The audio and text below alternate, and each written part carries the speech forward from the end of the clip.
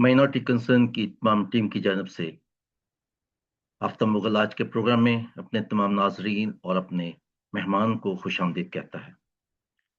Minority concern एक advocacy group है जो मेनली मीडिया के जरिए पाकिस्तान में अकलीती इश्यूज पर आवाज उठाता है। हम माइनॉरिटी कंसर्न पाकिस्तान के नाम से एक डिजिटल मैगजीन भी शाया करते हैं और मुख्तलिफ इश्यूज पर हफ्तावार वेबिनार्स भी मुनक्कद करते हैं। आज का प्रोग्राम माइनॉरिटी कंसर्न के फेसबुक पेज पर लाइव चलेगा, लिहाजा बहुत से लोग इसे देख सकेंगे।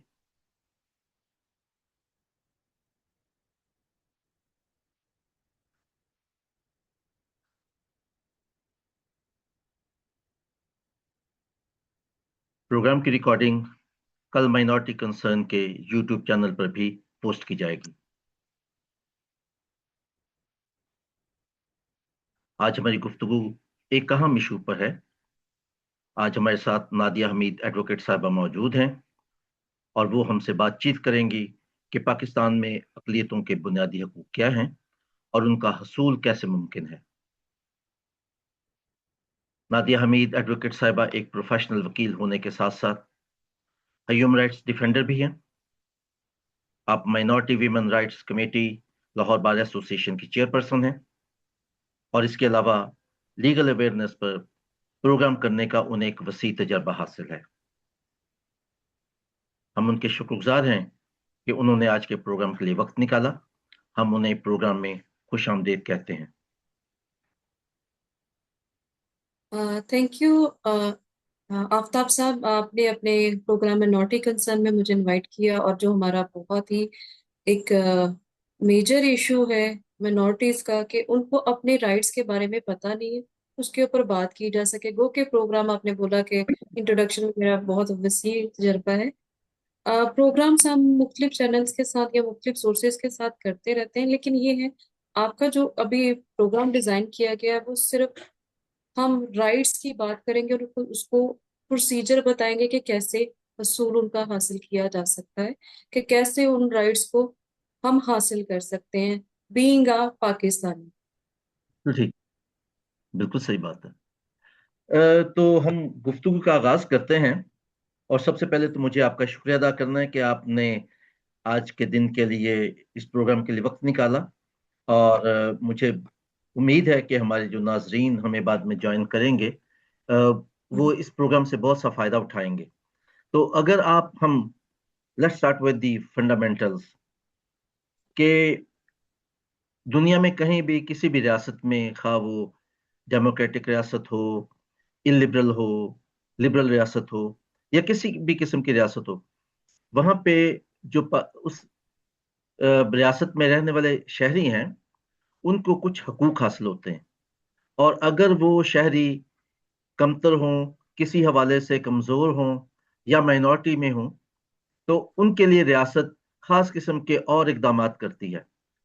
और जो भी बड़ा कानून होता है जो इंश्योर करता है कि उस रियासत के तमाम शहरियों को वो हकूक मिलें, उसमें सबसे पहला जो बुनियादी अ, कानून होता है वो आइन होता है। तो आप हमारी रहनुमाई फरमाएंगी कि पाकिस्तान के आइन के तहत मजहबी अकलियतों को कौन से बुनियादी हकूक की जमानत दी गई है। जी बिल्कुल, मैं इस पे बात करूंगी। सबसे पहले तो हम फंडामेंटल राइट्स के ऊपर बात करेंगे, क्योंकि फंडामेंटल राइट्स जो है हम बोलते तो जरूर है लेकिन लोगों को उसके बारे में पता नहीं है। यानी वो बुनियादी हकूक जो कि रियासत की जिम्मेदारी है कि एक जो उसमें रहने वाला शहरी बगैर किसी इम्तियाज किए कि उसके रंग नस्ल उसकी जिनसी प्रेफरेंस किए हुए उसको वो उसके हकूक दिए जाएंगे। अब इस बारे में अब उसके ऊपर कॉन्स्टिट्यूशन की बात करें तो पाकिस्तान की कॉन्स्टिट्यूशन जो कॉन्स्टिट्यूशन ऑफ पाकिस्तान 1973 है, उसके अंदर एक पूरा चैप्टर अवेलेबल है। चैप्टर 1 बोलते हैं फंडामेंटल राइट्स के नाम से। वो सेक्शन 8 से लेके 28 तक वो प्रॉपर उसकी ये एक पर्सन के जो राइट है उसके ऊपर बात करते हैं कि पर्सन की सिक्योरिटी, उसके safeguard as to arrest and detention, यानी उसके ऊपर ऐसे राइट जो कि उसको बिला वजह गिरफ्तार या उसको बंद नहीं किया जा सकता। अब उसके फेयर ट्रायल का राइट है। अब अगर हम स्पेसिफिकली बात करें सिर्फ मिनोरिटीज के लिए, तो मिनोरिटीज के पास यही वाले राइट्स जो हैं वो हम प्रॉपरली उनके पास भी अवेलेबल है। हम उसको सेग्रीगेट इतनी बड़ी डेफिनेशंस में नहीं कर सकते कि ये प्रॉपर ही खाली अलग है। अगर वो बात की जाए तो वो कुछ कवानीन है, यानी कुछ आर्टिकल्स है, जैसे आर्टिकल 20 कहता है कि आपको मजहबी आजादी है कि आप अपने रिलीजियस कोई भी मजहब अपना सकते हैं और उसके मुताबिक अपने रिलीजियस इंस्टीट्यूशन यानी इदारों को मैनेज कर सकते हैं।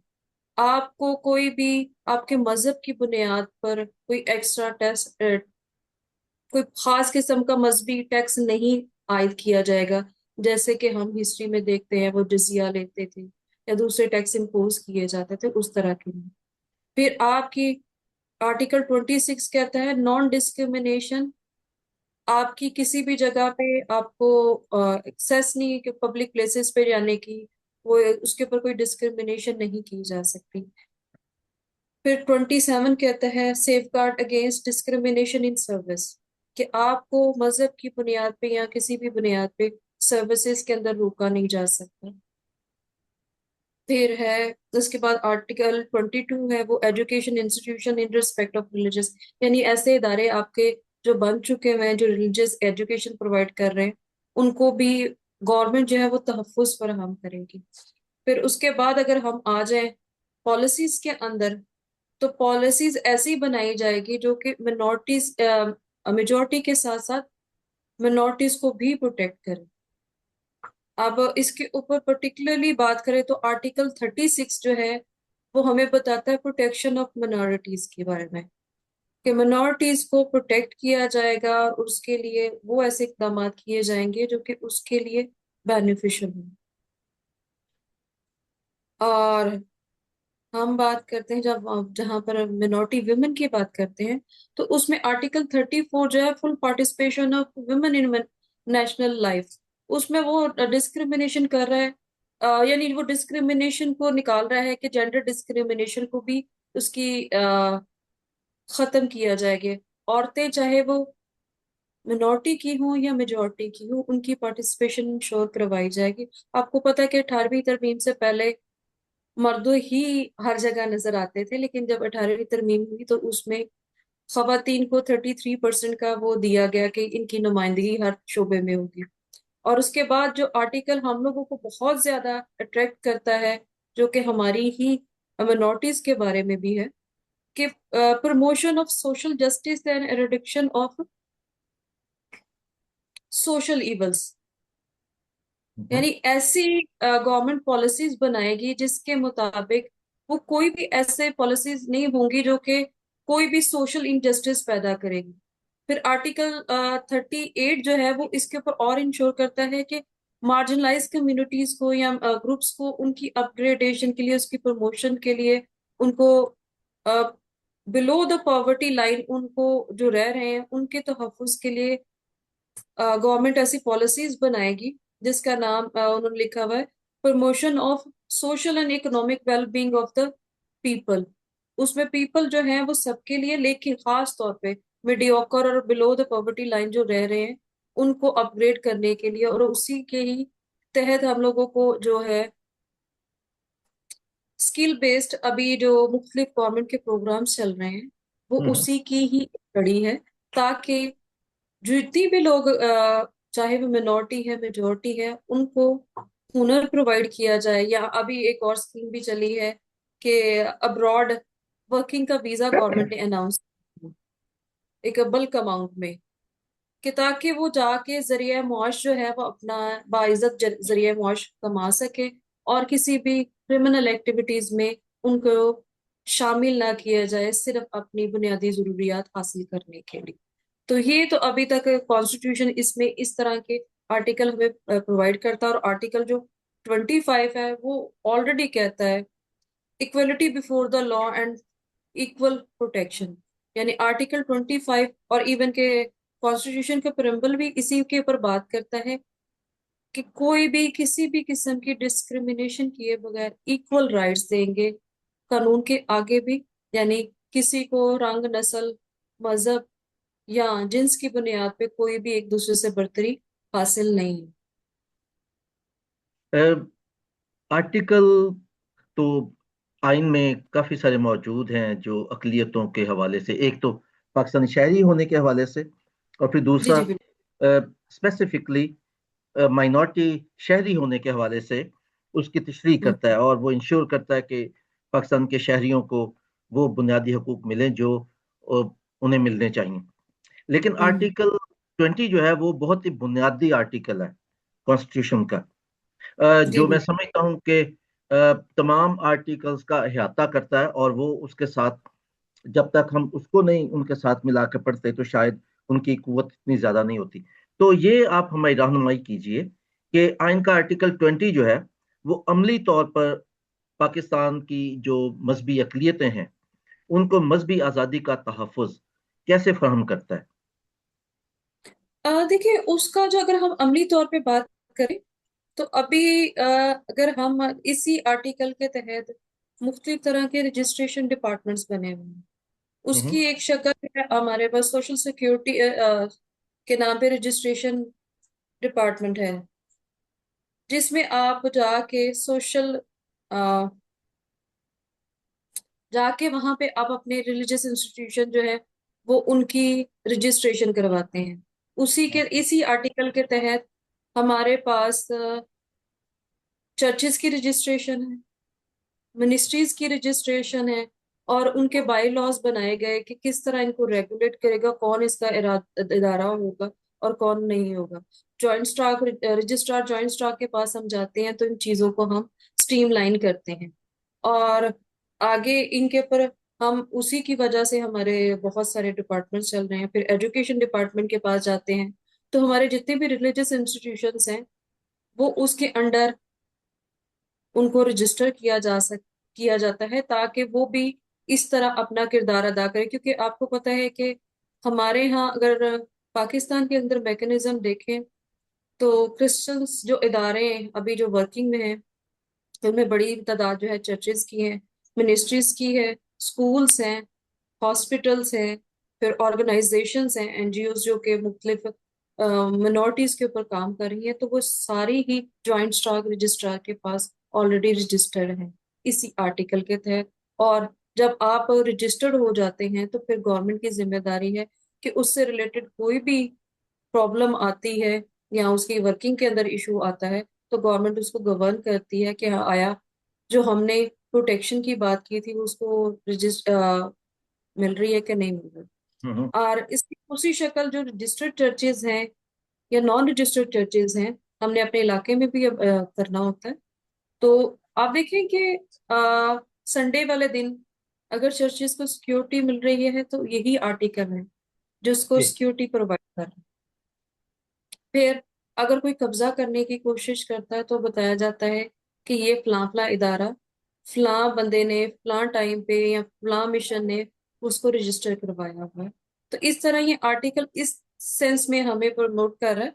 हाँ, अगर बात करें इसी आर्टिकल के आप प्रोपोगेट योर रिलीजन, तो वहां पे अगर बात करें तो बदकिस्मती से हम अपना मजहब यहाँ पे तब्लीग करके जिस तरह कन्वर्जन होती है, अब इस्लामिक लॉ के मुताबिक तो आप देखें कि मुस्लिम्स जो हैं वो मोटिवेट करते हैं, अपना पैगाम देते हैं, पैगाम रिसालत दे के लोगों को कायल करके या जबरदस्ती कर लेते हैं। लेकिन इस तरह का मिनॉरिटीज को हक हासिल नहीं है। अभी पिछले दिनों एक मेरे न्यूज गुजरी आंखों के सामने कि जी एक मुस्लिम खातून को परमिशन दे दी गई हाई कोर्ट की तरफ से कि वो मजहब तब्दील करवा सकती है। वो अब ओके। मैं केस ढूंढने की शक्ल जद्दोजहद में हूँ, क्योंकि मैंने भी बहुत सारे ऐसे केसेस किए हुए हैं। उसमें चीजें जो है वो कुछ और तरीके से होती हैं। ऐसा ब्लंटली ऑर्डर मेरी आंखों से नहीं गुजरा। अगर ये वाकई में इसी तरह जो वो प्रोपोगेट किया जा रहा है सोशल मीडिया के ऊपर इस तरह हुआ तो बहुत अच्छी बात है, क्योंकि इसके मुताबिक तो फिर इस्लामिक लॉ की वो जो शिकें हैं यानी दावत इस्लाम के ऊपर आप कोई भी मजहब तब्दील कर जाता है अगर पॉजिटिव वे में देखा जाए। क्योंकि होता तो जो हमारी नजरों में से गुजरा है, जबरी ही ज्यादातर होता है, किसी ना किसी सूरत में, कोई माने या ना माने। और इसी मजहब ही की आड़ में लोगों को बहुत सारी चीजों से गुजरना पड़ता है, जिसकी एक शक्ल जो वो ब्लासमी बिजनेस ग्रुप की शक्ल में सामने आया है, कि आपको इजाजत नहीं है कि आप दूसरे भी मजहब के बारे में कोई भी ऐसी बात करें। वो तो क्रिश्चियनिटी में भी है कि आप किसी भी मजहब के बारे में बुरा नहीं बोल सकते। तो क्रिश्चियनिटी कभी भी, क्रिश्चियंस मैंने नहीं देखा कि वो किसी भी दीगर मजहब के बारे में कोई भी गलत बात बोले। लेकिन हम्म, सिर्फ ये है कि यहाँ पे अगर कोई इशू आ रहा है तो वो भी सिर्फ हमें अपना मजहब, अपने मजहबी अकीदों की बुनियादों पे प्रोफेस करने पे हमेशा ब्lasphemy केसेस मैंने देखे हैं। हम्म, जैसे कुछ दिनों पहले मेरे एक केस गुजरा नजरों से, कि उसमें उस लड़के ने बोला कि खुदा में यीशु मसीह खुदा का बेटा है, जो कि हम बाइबल से बता रहे हैं, लेकिन इस चीज के ऊपर भी उसके ऊपर ब्lasphemy का चार्ज फाइल हुआ। हम्म, फिर हम अगर बात करें मुख्तलिफ एरिया में ईद कुर्बान के दिनों में जो केसेस होते हैं, वो भी हम ये नहीं कहते, हम उनके मजहब को नहीं बुरा करें। हम बात कर रहे हैं कि बाइबल कहती है कि गैर अक़वाम की कुर्बानियों में शामिल ना हो। अब उसमें बात समझने की है हमारे लिए, कि वो कुर्बानी गोश्त की नहीं है, और भी बहुत सारी चीजें हैं, जैसे उनके मुख्तलिफ जो इबादत गाहें उनमें शामिल ना होना, उनके तरीके अपनाना ना। अब बात यह है कि हम जब अपना मजहब प्रोफेस कर रहे होते हैं तो वो ऑफेंड हो जाते हैं। क्यों? क्योंकि हमारे यहाँ बहुत सारा ऐसा रिलीजियस गैप है जो कि हमें कवर करने की जरूरत है। हम मुख्तलिफ तरीके के प्रोग्राम अरेंज करवाएं। ऐसे नहीं है कि नहीं हो रहे हैं। लेकिन बात फिर आ जाती है जब जब कानून हमें परमिशन नहीं दे रहा, आइन हमें परमिशन नहीं दे रहा कि आप इस तरह की बात कर सको आजादी से। क्योंकि आपको पता है कि पाकिस्तान का आइन इस्लामिक लॉ है। वहां पे जैसे यूके में या अमेरिका की थोड़ा बात सा करें थोड़ा या सा और हमें थोड़ा सा हमें डिफाइन करेंगे कि क्योंकि आइन तो तमाम शहरियों पर लागू होता है, लेकिन उसके बावजूद आइन में कुछ ऐसे कवानीन हैं सॉरी, या कवानीन कुछ ऐसे हैं जो आर्टिकल 20 या बाकी जो अकलीतों के हकूक से मुतल्का आइन में आर्टिकल्स हैं या कवानीन हैं, उनसे मुतसादम है, और उनकी क्या जो प्रैक्टिकल शक्ल क्या देखिए, प्रैक्टिकल शक्ल सबसे है? पहले तो ये है कि हम प्रेम्बल में कह रहे हैं कि कोई डिस्क्रिमिनेशन नहीं होगी। हम्म, साथ ही प्रेम्बल के अंदर लिखा है कि कोई ऐसा कानून नहीं बनेगा जो इस्लाम और इस्लामिक तालीमात से उसको मुनहरफ करे। तो हम्म, वहां पे आपको प्रेम्बल में बता दिया गया। अब इसी आइन के अंदर ही लिखा हुआ है कि हेड ऑफ स्टेट और हेड ऑफ डिपार्टमेंट्स जो होंगे वो क्या होंगे, मेजोरिटी कम्युनिटी से होंगे। कोई भी मिनोरिटी कम्युनिटी से उसका अहल नहीं होगा। अब जब ये बात होगी, फिर जब ओथ होती है तो ओथ होती है आपकी अपनी रिलीजियस बुक पे। अब कुछ अर्सा पहले जब खत्मे नबूवत की एक तहरीक चली पाकिस्तान के अंदर, तो बार काउंसिल के अंदर भी एक आया फॉर्म के जब भी किसी ने बीइंग अ लॉयर रजिस्टर्ड होना है तो वो फॉर्म फिल करके दे। ओके।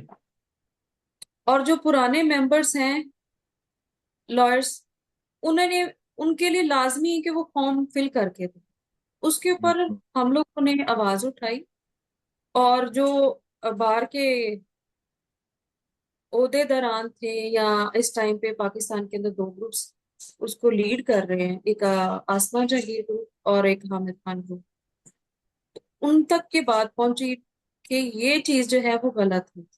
तो फिर उन्होंने कहा जी ठीक है, हम पहले तो उस टाइम पे उसको खत्म कर दिए गए। फिर कुछ अरसे बाद उसकी एक शक्ल चेंज करके हमारे पास आई कि ये सिर्फ मुस्लिम्स के लिए लाजमी है, अदर मिनोरिटीज के लिए नहीं। तो अगर इस तरह की चीजें हम डिफाइन करते जाएंगे तो बेहतर होगा कि हम वो जीने और जीने दो वाली सिचुएशन में आएंगे। तो वो जो फॉर्म है ये उसके ऊपर ये लिखा है कि ये सिर्फ जो मुस्लिम लॉयर्स हैं उनके लिए है, नॉन मुस्लिम्स पे ये लागू नहीं होगा? ये ये बाद में किया गया। और ओके। उसका ऑनलाइन वो सिस्टम भी अवेलेबल है, क्योंकि अब पहले तो फिजिकल जाके करवानी पड़ती थी रजिस्ट्रेशन, अब तो वो उनको ऑनलाइन ही फॉर्म फिल्स करने पड़ते हैं। तो इसलिए वो जब आप मजहब का खाना उसमें पहले नहीं था, ऑनलाइन में भी, फिर हमने उसको कहा कि जी ये आपने क्या लिखा हुआ, मुस्लिम अगर आ रहा है तो फिर नॉन मुस्लिम की जो बाकी हैं वो कैसे रजिस्टर करवाएंगे। फिर उसके अंदर वो उसको सही किया गया, अब वहां पे मुस्लिम और नॉन मुस्लिम आता है। हम्म हम्म हम्म हम्म तो ये मैं एक इदारे की यानी अपने प्रोफेशन से रिलेटेड बात करी। तो इस तरह ही बहुत सारी चीजें हैं। नो डाउट कि क्रिश्चियंस ने पाकिस्तान, तमीरे पाकिस्तान में भी किरदार अदा किया, तरक्की पाकिस्तान में भी कर रहे हैं।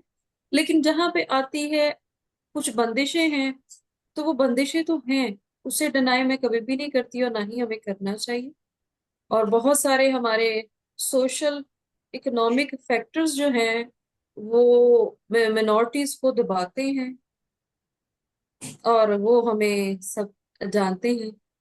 क्योंकि जहाँ पे आपके पास सोशली या इकोनॉमिकली हमारे यहाँ क्रिश्चियंस इतने स्ट्रांग नहीं हैं भी, तो हम आज कह आज सकते हमने हैं। ये जो प्रोग्राम रखा है नादिया साहिबा, वो इसलिए रखा है कि कवानीन कुछ मौजूद हैं, एक ग्राउंड पे सिचुएशन है। कुछ चीजें किताबों में लिखी हुई हैं, कुछ चीजें ग्राउंड पर हैं। तो इसी सिचुएशन में रहते हुए अकलीतें जो हैं वो अपने हकूक कैसे हासिल कर सकती हैं, कैसे एक बाइज़ जिंदगी गुजारने की कोशिश कर सकती हैं। तो मेरा जो अगला सवाल होगा आपसे वो ये है कि जो कवानीन है, खा वो कॉन्स्टिट्यूशन है, खा बाकी कवानीन है, वो दो सतहों पे इम्प्लीमेंट होते हैं। एक वफाकी सतह पे और एक सूबाई हम्म, सतह पे। और ऑब्वियसली मुख्तलिफ जो सूबे हैं उनके भी अपने कवानीन हैं, और उनकी असम्बली जो है वो मुख्तलिफ तरीकों से उसको कवानीन बनाती भी है, उस पर अमल भी करती है। और जो असम्बली की जो फॉर्मेशन होती है वो भी बहुत मुतासर करती है ऐसे कवानीन को लाने और ऐसे कवानीन को रोकने में।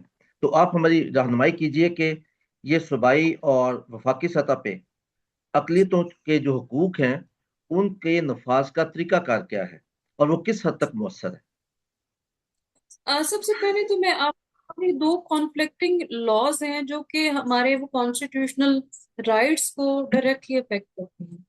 उसमें सबसे पहले तो हदूद ऑर्डिनेंस है जो कि मिनॉरिटीज के साथ डिस्क्रिमिनेशन आ जाती है।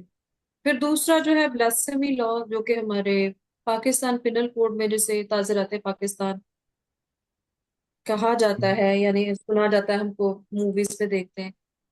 यानी पाकिस्तान का वो कानून जो कि उसको क्रिमिनल प्रोसीजर्स को कंट्रोल करता है, यानी उसके सेक्शन लगते हैं, तो वो उसी की वजह से लगते हैं। अब इम्प्लीमेंटेशन की बात करते हैं। तो इम्प्लीमेंटेशन जो है सबसे बेहतर तरीका, अगर लीगल फ्रेमवर्क देखें, कोई भी प्रॉब्लम आती है, हम कंसर्निंग जो हमारी थाने में पहले जाते हैं। फिर ये एक आप ग्राउंड ग्रास रूट लेवल की बात हो रही है। हम्म। फिर उसके बाद अगर हमें वो डिस्क्रिमिनेशन, अब मैं उसके ऊपर एक मिसाल देती हूँ। मेरी एक क्लाइंट थी, लाहौर की ही नहीं थी वो, हम्म एक खाना से ताल्लुक रखने वाली लड़की थी। वो एक जॉब हासिल करती है, रिलीजियस डिस्क्रिमिनेशन वहां पे होती है उसके साथ। और उसको जो उसकी जिस पोस्ट के ऊपर अपॉइंट होती है, वो पॉइंट होने के बाद उसको आया की बजाय उससे स्वीपर का काम लेना शुरू हो जाता। उसकी ऐसे ऑड टाइम्स के अंदर ड्यूटी लगाई जाती है जो कि उसके लिए मुश्किल था।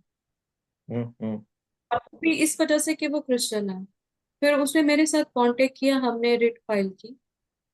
रिट भी इस वजह से कि मेरे साथ मेरे मजहब की बुनियाद पे डिस्क्रिमिनेशन करते हुए मुझे मेरे से ये मेरे काम करवाए जा रहे हैं। वो कि वो अपनी डिपार्टमेंटल इंक्वायरी ऑलरेडी कर चुके हुए थे, लेकिन उसके स्टाफ ने उसका साथ नहीं दिया, क्योंकि जो बंदा उसके साथ डिस्क्रिमिनेशन कर रहा था वो ही वो पर्सन था जो उसको तंग कर रहा था। हम्म और एक और भी तरीकाकार है।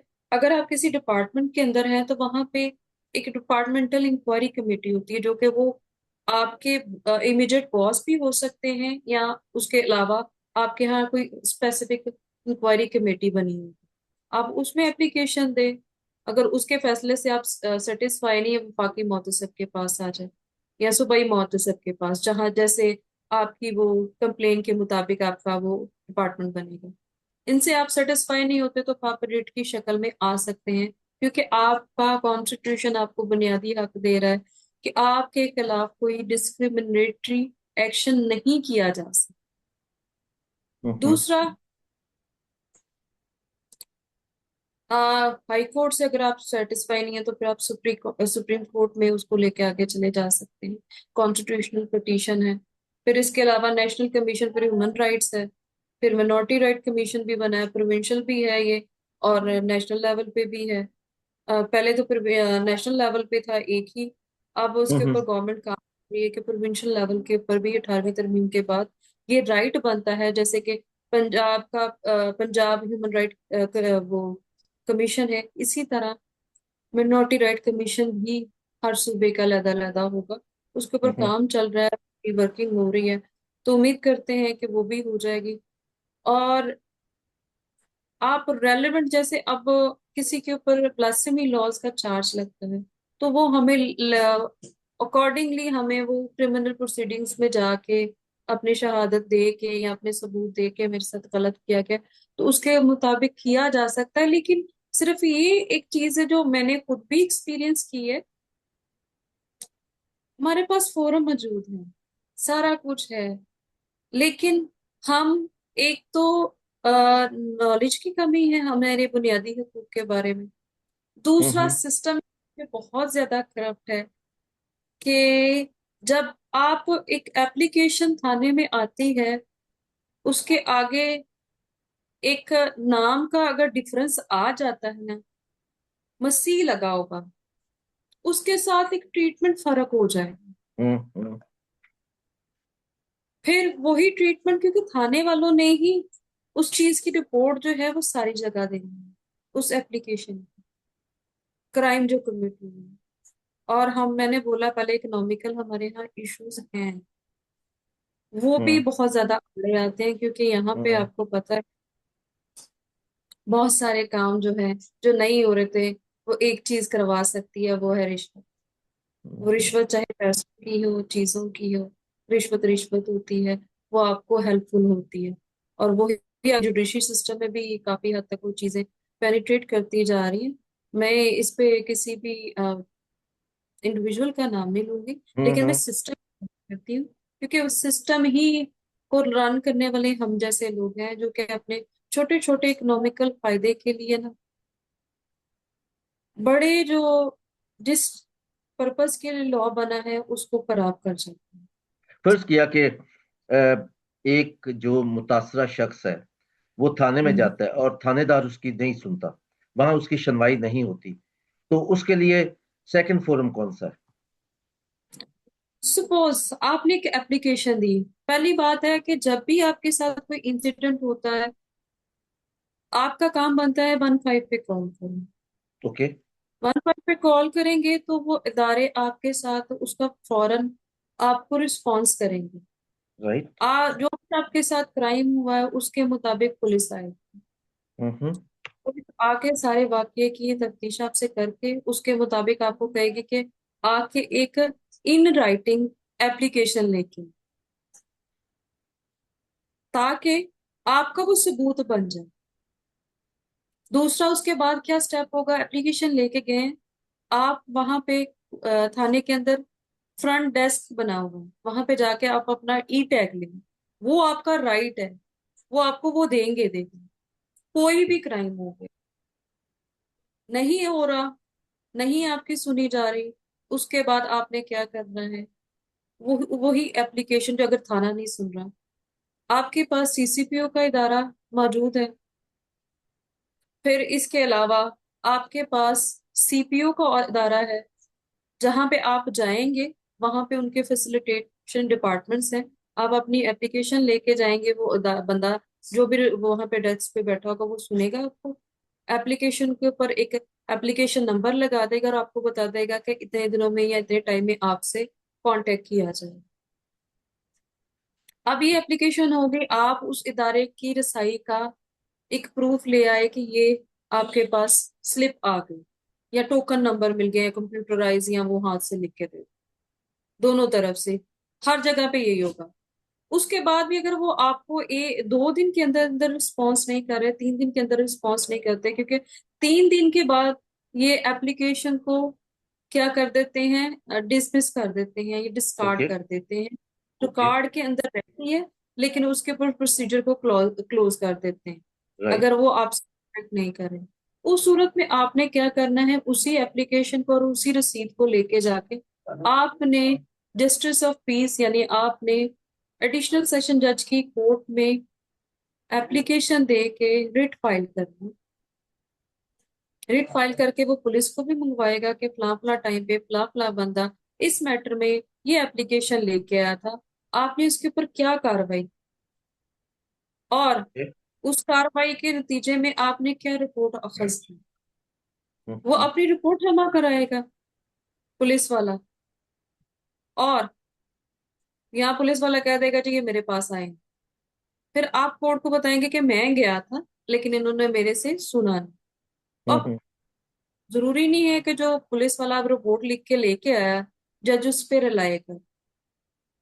बहुत सारे ऐसे जजेस हैं जो कि पुलिस वाले की बात को नहीं काउंट करते, क्योंकि उनको पता है कि ये सिस्टम किस तरह चलता है, और वो कोशिश करते हैं कि ऑर्डर एक दे देते हैं, एज पर लॉ कार्रवाई करते हुए इनका मुकदमा दर्ज किया जाए, ये ओके। एफआईआर का है। इसी से एक और सवाल और उभरता है कि ऐसी सूरत हाल में जो अदालतें हैं वो किस हद तक आजाद हैं और किस हद तक काबिल रसाई हैं। देखिए, रिसाई तो है। ओके। आजादी की जहां पर बात करें, वहां पे कोर्ट्स के अंदर जजेस के ऊपर भी प्रेशर है, उस चीज को कोई भी डिनाई नहीं कर सकता। क्योंकि जब भी इस तरह के वाकयात, आप मजहब से रिलेटेड कोई भी क्राइम होता है, चाहे वो ब्लास्फेमी केसेस हो, फोर्स कन्वर्जन केसेस हो, हम्म। वहां पे जजेस के ऊपर बहुत ज्यादा प्रेशर होता है। क्योंकि हमारे ही वकला में से कुछ मुख्तलिफ तंजीमों के साथ अटैच हैं, और उन तंजीमों के लोग भी वहां पे पहुंच जाते हैं, जो कि हर तरह का जो है उनको थ्रेट करने की कोशिश करते हैं। और जजेस कोशिश करते हैं कि लोगों को इंसाफ फराहम किया जा सके, जिसमें वो खुद भी सेफ रह सके और हम्म। लोगों को भी सेफ रख सके। बिल्कुल ठीक। अब हाई कोर्ट्स की ही जजेस हैं या लोअर कोर्ट्स के ही जजेस हैं जो कि इस तरह के केसेस में बेल्स भी लेते हैं, वो कि उनकी तादाद बेल्स की कम होती है, एक हम्म। सर्टेन टाइम पीरियड के बाद वो हो पाती है, लेकिन वो भी इसी सिस्टम के हिस्से में से निकल के आए होते हैं। तो चीजें हैं, हम ये कह सकते हैं कि अभी एजुकेट करने की जरूरत है, आपको को एग्जिस्टेंस को प्रमोट करने की जरूरत है कि भाई इस माशरे में एक कौम नहीं बैठी हुई, मुख्तलिफ मजाहिब के लोग बैठे हुए हैं, और उनको कॉन्स्टिट्यूशन के मुताबिक मजहबी आजादी हासिल है। और अभी निसाब के अंदर भी एक आ गई हुई है, बुक भी आ गई हुई है उसके। मैं नहीं कहती कि उसके अंदर मटेरियल कैसा है कैसा नहीं है, लेकिन ये है कि वो अच्छा कदम है कि आप मिनोरिटीज को प्रोटेक्ट करके, यानी आप पढ़ाएंगे। लेकिन अब मेरी इस पे एक रिजर्वेशन है कि आप वो मिनोरिटी के बच्चों को वो किताब पढ़ा रहे हैं। मेरे मुताबिक तो वो जनरल सबको पढ़ानी चाहिए, कि पता हो कि ये कीदे रहते हैं हमारे मुल्क में, और उनके ये राइट्स हैं। हमने उस किताब के अंदर रिलीजियस स्टडीज ऐड कर दी हुई है, मुख्तलिफ मसाइल हम्म। की बजाय हमें जो मगरबी ममालिक हैं उससे सीखना चाहिए कि हम बच्चों को एथिक्स पढ़ाएं, क्योंकि बच्चे ही हमें देख के आगे चल रहे हैं ना। हम्म। अगर आप अब से 20 साल पीछे चले जाएं, हम्म। 20 से 25 साल पीछे चले जाएं, उसमें ब्लास्फेमी केसेस का रिकॉर्ड नहीं हमें मिलता। उस टाइम में जब हम बच्चे पढ़ रहे थे स्कूल में, उस टाइम पे पता नहीं होता था कि इसका मजहब क्या है किसका नहीं है। वहां पे सिर्फ बच्चे पढ़ने वाले होते, उनमें मजहब का बीज नहीं बोया जाता। हम्म। अच्छा, मोहल्लों में अगर हम इससे एक और सवाल उभरता है हम्म, कि जो हमारे इदारे हैं इंसाफ फराहम करने वाले, खा वो अदालतें हैं, खा वो सिविल सर्विस है, वो जो कोर्ट सिस्टम है, या थाने हैं, या बाकी हम्म, अवामी इदारे हैं, उनमें बहुत प्रेशर्स भी होते हैं, उन इदारों पर भी उनके अपने तासुबात भी होते हैं। और जाहिर है कि जो अकलियती अफराद हैं मुतासरा, उनकी रसाई भी इतनी नहीं होती। तो क्या जो अवामी इदारे हैं, जैसे पार्लियामेंट में अकलियतों की नुमाइंदगी मौजूद है, गो के उस पर एक डिबेट मौजूद है, लेकिन अ, दुनिया में कहीं भी जब इस किस्म की नुमाइंदगी दी जाती है तो उसका पर्पस ये होता है कि कम से कम वो तबका मौजूद होगा। तो अगर ऐसा कानून या ऐसी कुछ सिचुएशन पैदा होती है जिनमें उस तबके के मफादात पे जद लगती है, तो वो उस पे रहनुमाई भी दे सकता है, आवाज भी उठा सकता है। तो क्या जो हमारे अवामी इदारे हैं और सिविल सर्विसेज हैं, अगर इनमें अकलियतें मौजूद हों, तो क्या सूरत हाल में थोड़ी तब्दीली आएगी? और अगर आएगी, ये एक सवाल है। और दूसरा ये है कि क्या वहां पे हम अकलियती जो अफराद हैं उनकी मुंसफाना नुमाइंदगी मौजूद है? देखिए पहले आपके जो क्वेश्चन का हिस्सा है, देखिए नुमाइंदगी की अगर हम बात करें, जब हमें 5% कोटा मिला, 2% एजुकेशन कोटा मिला, हमने स्पेसिफाई कर दिया कि हम कोटे से बाहर नहीं निकलते, हम कोशिश करते हैं कोटे में ही रहने की। भाई हम जनरल दौड़ में भी दौड़ सकते हैं, हम्म। कर रहे हैं। अब बदकिस्मती बात वही अवेयरनेस की, एक बंदा हमारी नुमाइंदगी तभी कर पाएगा ना कि अगर वो उसको पता होगा। श्योर। अब तहरीके पाकिस्तान देख ले, उसमें मैक्सिमम वही लोग थे जो को लॉ को नोइंग थे। हम्म। उन्हें जाके कायदे आजम लॉयर थे, हम्म। गांधी लॉयर थे। अब हम्म। इन्होंने उस सिस्टम को ऑलरेडी जानते थे और उस सिस्टम का इफेक्ट क्या होता था वो लोगों के ऊपर जानते थे। अब मैं ये नहीं कहती कि सारे इदारों के अंदर लॉयर्स चले जाएं। अब जिस भी इदारे में जो भी बंदा बैठा है, एटलीस्ट उसको वो एक इंटरनल जो ये प्रेशर है, एक्सटर्नल की तो बात की बात है, इंटरनल प्रेशर से थोड़ा सा उभर के बाहर आएगा तो ही वो बात करेगा ना मिनोरिटी के लिए। हम्म। अगर पार्लियामेंट्स की बात करें तो वहां पे इशू ये आता है, हम बात करते हैं अपने नुमाइंदगी को बुरा भला कहना शुरू हो जाते हैं। आप देखें कि वहां पे कितनी सीटें हैं। हम्म। आप नेशनल असेंबली के अंदर बैठ, नेशनल असेंबली के हम्म। अंदर 10 सीटें जो है वो मिनोरिटीज की हैं, और 10 में सिर्फ 4 जो है वो क्रिश्चियन नुमाइंदे हैं। हम्म। अब कोई भी कानून साजी होगी, वो एहतजाज रिकॉर्ड नहीं करवाते। एहतजाज रिकॉर्ड करवा दे, मैं जानती हूँ कि वो जब तक अंदर लॉबिंग नहीं होगी एक कानून को पास करवाने में या उसको खत्म करवाने में, तब तक वो कानून इफेक्टिव नहीं हो सकता, जब तक आपके अंदर ताल्लुकात उन लोगों के साथ बेहतर नहीं हो, सारों के साथ। वहां पे आपने मजहब से बालातर होके इंसानियत के लिए काम करना है। हम्म। लेकिन हाँ, जहाँ पे आपके मजहब और मजहबी तालीमात से हटके कोई काम आ रहा है, उसके ऊपर आवाज उठानी चाहिए। हम्म। उसकी मैं एक मिसाल दूंगी कि क्रिश्चियन डाइवोर्स एक्ट के अंदर एक कुछ पिछले सालों में बहुत सारी अमेंडमेंट्स लाके ह्यूमन राइट्स के नाम पे अमेंडमेंट्स लाने की कोशिश की गई। वहां पे सारे मजहबी लोग, हमारे रहनुमा, हमारे पॉलिटिशियंस और सारे एक पेज पे जब आ गए थे, तो वो वाली अमेंडमेंट्स जो कि हमारी बेसिक रिलीजियस टीचिंग से मुनहरफ हो रही थी, कर रही थी, उसके ऊपर आवाज उठाई तो वो चीजें दब गई। हम्म। इस तरह का पैशन मैं चाहती हूँ कि अगर अगर होगा ना, यूनिटी एक टॉपिक पे आ जाएगी, तो हम उसमें काफी कुछ चेंज ला सकते हैं। और अगर आप पीछे देखें हिस्ट्री, 2019 तक हमारे बहुत सारे लोग फोर्स कन्वर्जन के ऊपर बात करने से घबराते थे।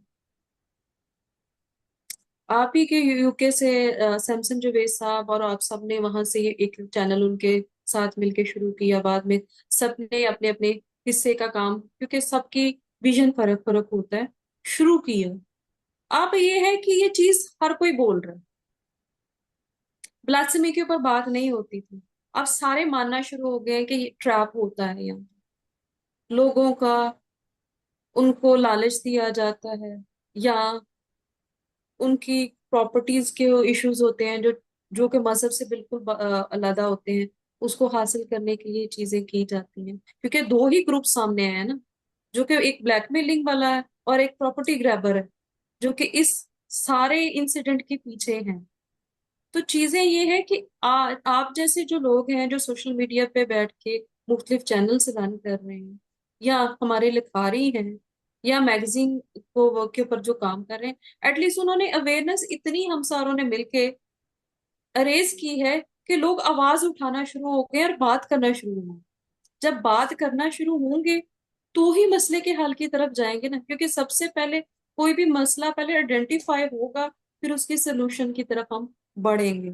वो कि काफी दफा फोर्स कन्वर्जन के ऊपर बिल स्टेज हुआ, लेकिन पार्लियामेंट के अंदर वही मेजोरिटी का जो फैसला होगा उसके ऊपर चला जाएगा। Obviously, obviously. फिर उसकी तो आपने और कुछ जो रियासत की तरफ से हम्म, अफर्मेटिव एक्शंस लिए गए और उसका आपने कुछ जिक्र भी किया, जैसे कोटे का सिस्टम है, एजुकेशनल कोटे का सिस्टम है, जॉब्स में है, और बाकी भी जो इकदाम कुछ हुए हैं, इसके अलावा आप क्या समझती हैं कि कहाँ कहाँ पे गैप्स हैं, और पॉलिसी में, कवानीन में क्या क्या इस्लाहात हो सकती हैं या होनी चाहिए, जिससे जो अकलियती शहरी हैं उनको एक बाइज्जत जिंदगी गुजारने का मौका मिल सके?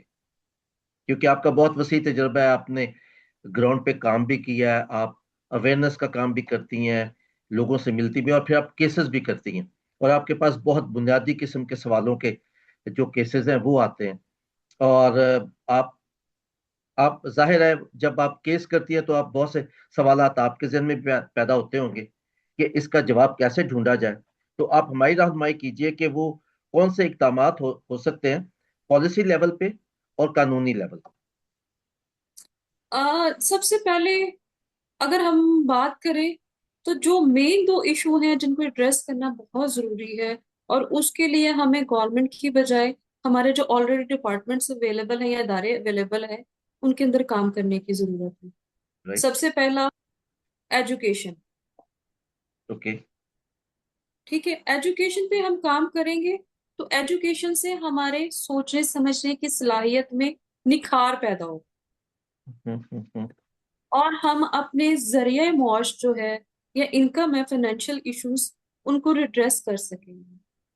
और साथ साथ एजुकेशन के साथ साथ हमें स्किल बेस्ड जो एजुकेशन है उसको भी प्रमोट करना होगा। हम्म। ऑलरेडी हमारी रात ने शुरू कर दिया इसके ऊपर काम। किन्होंने? फिर मुख्तलिफ इदारों ने हमारे, ओके, जैसे ओके। एनजीओ है, जैसे स्किल बेस्ड प्रोजेक्ट्स कर रही हैं, चर्चेज कर रहे हैं, तो राइट। उसके ऊपर फोर्स करना शुरू कर दिया है। लेकिन हम सिर्फ सिलाई, ब्यूटी पार्लर, इससे बाहर निकल के हम और भी तरफ जाएं। जैसे हमारे कुछ मजहबी ही इंस्टीट्यूशन है जो टेक्निकल एजुकेशन के ऊपर काम कर रहे हैं। हम्म। एक अच्छा इंजीनियर गाड़ी का तब तक वो नहीं बन सकता जब तक उसको गाड़ी का टोटल मैकेनिज्म और पुर्जों की सूझ नहीं हो। तो हम एक दो डिपार्टमेंट से निकल के और जाएं, जिसका इंटरेस्ट एग्रीकल्चर में हो, उसको उसकी तरफ लेके जाएं। क्योंकि सबसे बड़ी नीड जो है एजुकेशन से पहले, वो सबसे बड़ी है खाना, और कमाई भी इंसान उस खाने के लिए करे। तो हम्म। वो अगर आप उसके अंदर इन्वेस्ट करेंगे, चीजों को हमें सीखना चाहिए। पाकिस्तान से बाहर भी हर तरह के तबकों में मुख्तलिफ प्रोफेशंस के अंदर लोगों को भेजा जाता, लेकिन हम सिर्फ दो तीन ही प्रोफेशंस को आ, वो उस पे फिर फोकस कर रहे हैं। हमें बंदे की सलाहियतों को, और सबसे पहले जो कि मेरी हमेशा ही एक एडवाइस है कि हमारे स्कूल्स के अंदर जितने भी बच्चे पढ़ रहे हैं मिनोरिटी से, क्योंकि मैक्सिमम जो बच्चे हैं हमारे मसीही इदारों से होके गए हैं या कुछ पढ़ रहे हैं या दूसरी जगहों पे, स्कूल लेवल पे कैरियर काउंसलिंग होनी चाहिए। और वो भी आपकी 8th क्लास के अंदर कैरियर काउंसलिंग होगी, कि आप बच्चे के इंटरेस्ट को देखते हुए उसको बताएं कि सब्जेक्ट्स कौन से लेने हैं। जब वो सब्जेक्ट्स अपनी इंटरेस्ट का लेगा और उसकी एबिलिटी है उसमें वो फ्लरिश करेगा, तो ही बेहतर तरीके से उसकी सलाहियतें यूज हो सकेंगी। फिर हमें हमें उसके ऊपर काम करना होगा। मेरे एक कोलीग से हम बात कर रहे थे, डिस्कशन कर रहे थे, तो बातों बातों में डिस्कशन हुई हमारी कि जमायत इस्लामी इंडिया के अंदर उन्होंने इस तरह की प्लानिंग की कि अब उन्होंने अभी थोड़े रिसेंट टाइम में अपने 200 जजेस लगवाए। 200 जजेस लगवाए, उसके ऊपर इन्वेस्ट किया होगा, प्लानिंग की होगी, उनको कैपेबल किया गया, अब वो लगवा दिए। हमारे यहाँ वो प्लानिंग नहीं है। हम हम्म। के अंदर अदर कम्युनिटीज की बात करें, हम कहते हैं जी हम उनको एक्सप्लोर ना करें। हमें सीखने की जरूरत है। हम यहाँ पे हिंदुओं से सीखें। सिंध वाली साइड पे उन्होंने मेन स्ट्रीम से थोड़ा सा पीछे रह के पहले अपने लोगों को इकोनॉमिकली और एजुकेशनली स्ट्रॉन्ग करके मुख्तलिफ डिपार्टमेंट्स के अंदर उनकी रिप्रेजेंटेशन को इंक्रीज किया, कोटे के अलावा। जब वो कर लिया, मीन के वहां पे उनकी रिप्रेजेंटेशन ज्यादा हो गई, फिर वो बात करेंगे कि हमें ये इश्यूज हैं, तो वो सुनी जाएंगे क्योंकि वो आगे बैठने वाले उनके नुमाइंदे होंगे। हम्म। फिर आगे हम डिपार्टमेंट से बात करें, सिविल सर्विसेज के अंदर, गवर्नमेंट डिपार्टमेंट्स के अंदर, फिर लिमिटेड कैरियर अपॉर्चुनिटी यानी एडवांसमेंट की हम बात करें, हमें टेक्नोलॉजी के अंदर दुनिया कहाँ से कहाँ पहुंच गई है, लेकिन हम सिर्फ वो टिकटॉक तक में दूध होते जा रहे हैं। मैं देखती हूँ टिकटॉक, अगर मैं मेरे वीडियोज आती हैं तो मैक्सिमम क्रिश्चियन लोग हैं। हम उनकी एबिलिटीज को किसी और तरीके से चैनलाइज करने की तरफ सोचना चाहिए हमें।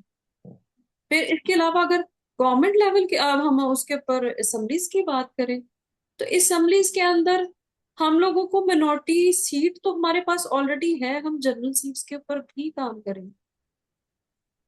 रिप्रेजेंटेशन गवर्नमेंट ने तो वो कोटा बनाया हुआ है कि इतने मिनोरिटी मेंबर होंगे, उससे इंक्रीज तो हम, वो भी उसका तरीकाकार है कि हम अपनी पॉपुलेशन काउंट करवाएं प्रॉपर तरीके से। उसके हम्म। लिए नागरिक कार्ड बनवाए जाए, उसके ऊपर काम किया जाए। हम्म। मैं अपने ही एरिया में कोई पिछले दिनों काम किया, 100 जो है वो 2-3 गलियों के अंदर ही लोग मिल गए हैं जिनके आईडी कार्ड्स नहीं बने हुए। Right, right. गैप है। तो उसकी बुनियादी वजह क्या होती है? कि लोगों को अवेयरनेस नहीं, या रसाई नहीं है, या उन जरूरत नहीं है? लेजीनेस। ओके। लेजीनेस। दूसरा, एक 1500 या 2000 रुपए की अमाउंट वो खर्च नहीं करना चाहिए। वो कहते नेसेसरी नहीं है, हालांकि उसी से आपका एज अ पाकिस्तानी शुमार होगा। शुमार होने के बाद गवर्नमेंट को बंद होगी कि मेरे इतने शहरी हैं, उनको ये बुनियादी सहूलियत मैंने फराम कर ली। मैंने इसी वजह से कहा था कि फंडामेंटल राइट की बात करते हैं, बुनियादी हक क्या है। तो जब एक बंदे को, आपको पता नहीं है आपके घर में कितने मेंबर रह रहे हैं, आप उनके लिए कैसे राशन लेके आ सकते हैं? तो गवर्नमेंट भी एक घर की तरह है, स्टेट भी, तो उसको आप बताएंगे ना कि मैं आपके घर का मेंबर हूँ, तो ही आपके लिए प्रोवाइड करेगी।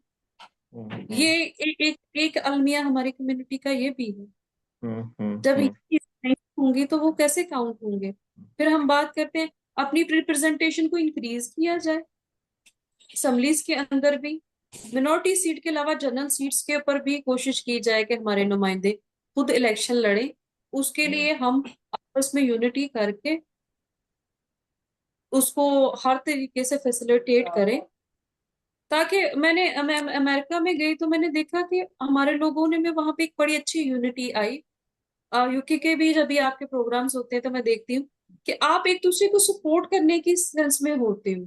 हम पाकिस्तान के अंदर ये वाली एक जो वो है ना, लिबर्टी कायम करें सारे मिलके, कि वहां पे जो हमारी रिप्रेजेंटेशन, जो हमारे लोगों की नुमाइंदगी कर सके, उनको हम सपोर्ट करें, क्योंकि हम पहले आइडेंटिफाई कर चुके हैं एजुकेशन, और दूसरा इकोनॉमिकल इशू है, हम्म। फिर कम्युनिकेशन गैप। हम उनको ना लेके आए जो कि हमारे मसाइल को जानते नहीं। तो हम्म। वो उसी तरह से हम उसको वर्कर को आगे लेके आएंगे और उनको पता हो, क्योंकि हमारे यहाँ ये ही नहीं पता कि एमपी एमएनए की ड्यूटीज क्या है। क्योंकि हमारे लोगों को जनरल ये है कि इसने सड़क बनवा के देनी है, गली बनवा के देनी है, सीवरेज का काम करवा के देना है। भाई ये म्यूनिसिपैलिटी के जो हमारे काउंसलर हैं, चेयरमैन है, उनका काम है, हम उनके यार, पास वो ये तो लेके जाएंगे। पाकिस्तान में जो लेजिस्लेचर्स हैं वो तो फंसे हुए हैं सारे। खैर, माइनॉरिटीज हाँ, नहीं, बाकी भी इसी इसी इसी चक्कर तो में ऐसा फंसे ही। हुए हैं। तो वो, क्योंकि वो डेमोक्रेटिक जो नॉर्म्स हैं उसमें काफी हम्म, गैप्स हैं। तो उसमें जाहिर है कि माइनॉरिटी के जो मेंबर्स हैं वो भी मुतासर होते हैं, अवाम भी मुतासर होती है। तो आपने काफी जो प्रैक्टिकल हमें सजेशन दिए हैं। तो एक और एरिया पे मैं आपकी नजर दौड़ाना चाहता हूँ कि तालीम के साथ साथ किसी भी रियासत में शहरियों को मुतासर करने का जो अमल है, वो तालीम के साथ साथ मीडिया का भी बहुत होता है। इंटेलिजेंस बिल्कुल। शेयर जिसमें आ जाती है।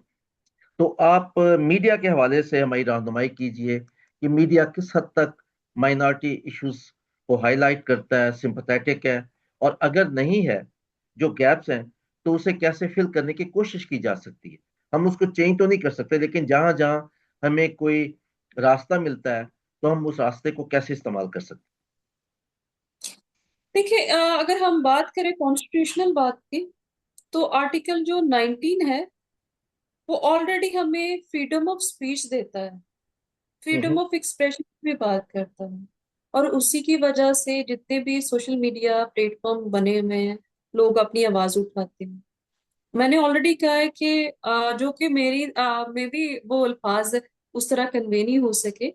मैंने कहा कि 2019 से पहले हमारे लोग बात करने से डरते थे, हमारे जो बेसिक इश्यूज थे, फोर्स कन्वर्जन या ब्lasphemy लॉज के ऊपर या डिस्क्रिमिनेशन के ऊपर। लेकिन जब 18वीं तरमीम के बाद सारा कुछ मीडिया ओपन किया गया, तो हमने उसका फायदा उठाया। ये वेब चैनल्स थे, फिर फेसबुक को इस्तेमाल करते हुए हमारे ही लोगों ने हमारे मिसाइल को हाईलाइट करना शुरू किया। अब लोग उस पर बात करते हैं। लेकिन अभी जो पीका एक्ट आया है उस पे काफी सारी चीजें आ गई हैं कि हम गैर जरूरी तनकीद नहीं कर सकते, हमें बात करनी है सोच समझ के। अब इसी तरह जब हम लोग कॉन्फ्रेंस में गए अमेरिका के अंदर रिलीजियस फ्रीडम के ऊपर, तो वहां पे डिस्कशन के दौरान बात यही होती थी, राइट्स अवेलेबल हैं, लेकिन उनको राइट्स को हमें एक तो अवेयर होना जरूरी है, दूसरा हमें पता होना चाहिए कि हमने बात किस तरह करनी कि जो इफेक्टिव हो। तो मेरे ख्याल में वो प्रिंट मीडिया और सोशल मीडिया ऑलरेडी आप लोगों के सबके थ्रू हम लोग इस चीज को तो पावर करवा रहे हैं, लेकिन कुछ ऐसे भी हमारे लोग हैं जो कि अल्फाज का बेहतर चुनाव नहीं करते इन मीडियम्स को यूज करते हुए। तो वो फिर हमारे लिए वो गलत सोर्स होके जब गलत चीजें आगे ट्रांसमिट हो जाती है, तो वो इम्पेक्ट जो है वो पूरी कम्युनिटी पे जाता है। तो हम्म, सारे सब अपनी अपनी जगह काम कर रहे हैं, लेकिन सिर्फ ये है, हमें कनेक्ट करने की जरूरत है एक दूसरे को, हम्म, और एक प्रॉपर थॉट जनरेट करने की कि हमने, अगर हमारे 50 एनजीओज हैं, तो उन्होंने अपना काम करना है, या दूसरे जो चर्चेज हैं वो अपना अपना डिफाइन करें, क्योंकि हम सारे एक ही तरफ भागना शुरू कर देते हैं। हमें काम करने की जरूरत है, सेग्रीगेट करने की जरूरत है, क्योंकि इस टाइम पे हमारी जो कम्युनिटी है काफी सफर कर रही है, काफी नहीं बहुत ज्यादा सफर कर रही है। तो हमें उस सफरिंग को कम करना है, ना कि बढ़ाना है। उसके लिए हमें बैठना होगा, हमारी चर्चेस को बैठना होगा, हमारे पॉलिटिशियंस को बैठने होगा, हमारे थिंकर्स को बैठना होगा कि हमने बैठ के कामों को सेग्रीगेट करना है। हमें प्लानिंग करनी होगी अगले 5 सालों के लिए, 10 सालों के लिए, कि हम इस डिपार्टमेंट के अंदर हमने इतने लोग लेके आने हैं। जब ये इतने लोग आएंगे, वो हमारी रिप्रेजेंटेशन कर सकेंगे। हम हम्म, जब कोर्ट्स के अंदर होते हैं, क्रिश्चियन लॉज नहीं पढ़ाए जाते, ओके। हमारे सिलेबस का हिस्सा नहीं है। हम वकील बनने के बाद जब हमारे पास क्रिश्चियन कोई केस आता है, फिर हम पढ़ना शुरू करते हैं कि जी हमारा कानून क्या कहता है इसके ऊपर। जब कानून को देखते हैं, फिर हमें जजेस को बताना पड़ता है, क्योंकि उनके भी कोर्स में शामिल नहीं था। हम्म, उनको बता रहे हैं, आगे केस हाई कोर्ट पहुंचता है तो उनको बताना पड़ता है कि भाई ये हमारी एक फॉर्मेशन है चर्च की, उसके अंदर ये चीजें होती हैं। फिर अगर हमारा डाइवोर्स का केस है, उसमें ये चीजें हमें मद्देनजर रखनी है। हम्म, अभी मैं भी केस कर रही हूँ जी, हमने वो मुस्लिम तरीकाकार के मुताबिक केस फाइल कर दिया डाइवोर्स का जी फौरन। भाई हमारे यहाँ सेक्शन 7 की बहाली के बाद इंग्लैंड का मैट्रिमोनियल क्लॉजेस एक्ट लग गया, उसके अंदर मियाँ बीवी 1 साल से पहले तलाक नहीं ले सकते। लेकिन नहीं, हम भागते हैं जी, सिर्फ कि ये ट्रेंड चल रहा है पाकिस्तान के अंदर, तलाक ले लो। भाई उसके अंदर लॉ को देखना पड़ेगा, वो हमें जजेस को बताना पड़ता। वो मेरे से वो जज था, वो बहस करना शुरू किए कि मैडम आप ऐसे कैसे बात करती, मैं किसी का फंडा राइट तो नहीं इन्फ्रिंज कर सकता। तो मैंने हम्म, उनको कहा कि सर ये लॉ है, लॉ आपके पर बाइंडिंग है, उसको आपने लेके चलना। लेकिन अपने उन्होंने उस टाइम के अपने जुडिशियल माइंड को इस्तेमाल किया, और उसने कहा कि नहीं नहीं, जो हमारे पास मुस्लिम है, लॉ चल रहा है उसके मुताबिक तो ये बनता है। और उन्होंने उसके मुताबिक उसको प्रोसीजर को आगे बढ़ाया, और हम उसको केस को आगे ले गए अगले फोरम के पास कि भाई हमारा कानून ये कहता है, इसको हमारे कानून के मुताबिक डिसाइड किया जाए, इस्लामिक लॉ या मुस्लिम पर्सनल लॉ के मुताबिक ना डिसाइड किया जाए। तो ये इस तरह के तो इश्यूज हैं यहाँ पे। तो उसके लिए बात सिर्फ वही आ जाती है, आपके पास एजुकेशन होगी, नॉलेज होगा। कि नॉलेज, अब मैं सारों का हम नहीं कह सकते हम पढ़ा सकते, लेकिन हम नहीं पढ़ सके या कुछ भी उनकी रीजंस है, हमें अडल्ट लिटरेसी प्रोग्राम जो पहले बहुत तेजी से चलते थे उसके ऊपर काम किया जा सकता है। हम्म, तो हम्म। चीजें हैं, बहुत सारा काम करने वाला है, सिर्फ उसको सेग्रीगेट करके चलेंगे ना तो हम प्रॉपर उसके नताइज हासिल कर सकेंगे। नादिया साहिबा, थैंक यू वेरी मच। आपने बहुत ही थोड़े वक्त में बहुत सी ऐसे दरवा किए हैं, ऐसे बहुत से इश्यूज हमारे सामने लेके आई हैं। और ना सिर्फ आपने इश्यूज पर बात किया, बल्कि आपने जो मौजूद पॉसिबिलिटीज हैं उसकी तरफ भी हमारी रहनुमाई की है, और फिर मुस्तकबिल के लिए भी आपने हमारी रहनुमाई की कि कैसे चीज़ों को बेहतर बनाया जा सकता है। ऑब्वियसली आज का जो हमारा प्लेटफॉर्म है, इस पे बहुत से लोग जो थे, बहुत से लोग हम उन्होंने हमें ज्वाइन किया, वो भी अपना अपना हिस्सा डालेंगे आगे कदम बढ़ाने में। और हमें उम्मीद है कि वो फोरम्स जिनके पास ये ताकत है, जिनके पास ये वसाइल हैं, जिनके पास ये अथॉरिटी है या पॉसिबिलिटी है कि वो चीज़ों को मुतासर कर सकें, और ऐसी चीज़ें जिनके लिए ना पैसा नहीं लगता लेकिन रोशनी की ज़रूरत है। पैसा ठीक है बाद में आता है, रोशनी की ज़रूरत है कि पहले आप सोचें कि ये ज़रूरी है और उसके कैसे हम मिल के इज्तिमाही तौर पे हम कदम बढ़ा सकते हैं। आपका बहुत शुक्रिया कि आपने आज के प्रोग्राम के लिए वक्त निकाला, हमारी रहनुमाई की। यकीनन हमारे जो सुनने वाले हैं और हमारा जो माइनॉरिटी कंसर्न के जो फेसबुक पर मौजूद हैं लोग, वो भी, और उसके बाद जब हम माइनॉरिटी कंसर्न का जो यूट्यूब चैनल है उस पर भी जब ये आज का प्रोग्राम हम लगाएंगे तो बहुत से लोग उससे फायदा उठाएंगे। आपका बहुत शुक्रिया। मुझे आखिर में शुक्रिया अदा करना है अपने नाजरीन का जो आखिर तक हमारे साथ जुड़े रहे। अगले प्रोग्राम के साथ फिर आपसे मुलाकात होगी। जाते जाते मैं कहना चाहता हूँ कि अपने इर्द गिर्द रहने वाले तमाम इंसानों का ख्याल रखिए। शायद आपका छोटा सा अमल बहुत से इंसानों की जिंदगी में रोशनी भर दे। खुदा आप सबका हामी नासर। बहुत शुक्रिया। खुदा हाफिज।